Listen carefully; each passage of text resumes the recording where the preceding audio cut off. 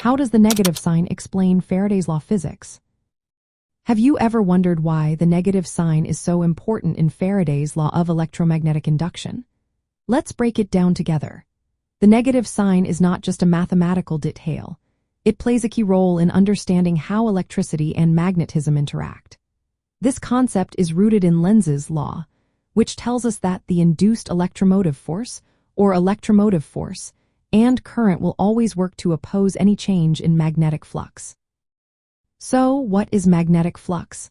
It refers to the number of magnetic field lines that pass through a loop or coil. When this flux changes, either increasing or decreasing, an electromotive force is induced in the coil. Faraday's law quantifies this relationship with the equation. Electromotive force equals negative N times the change in magnetic flux divided by the change in time. In this equation, N represents the number of turns in the coil. The change in magnetic flux is denoted as delta phi, and the change in time is represented as delta t. Now, let's focus on that negative sign.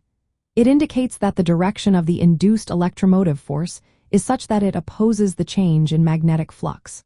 For instance, if the magnetic flux through the coil increases, the induced current will create a magnetic field that works against that increase. On the flip side, if the flux decreases, the induced current will generate a magnetic field that tries to maintain the original flux direction. From the perspective of electrical engineering, this opposition is vital for energy conservation and system stability. Without the negative sign, the induced current could reinforce the change in flux, which would lead to an uncontrollable increase in current and energy. This scenario is not physically possible.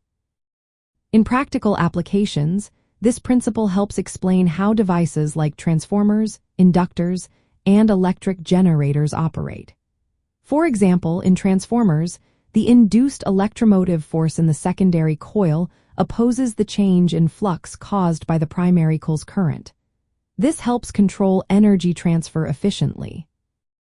In electric generators, the induced electromotive force opposes the mechanical input, meaning that work is required to keep the generator rotating, which aligns with the principle of energy conservation.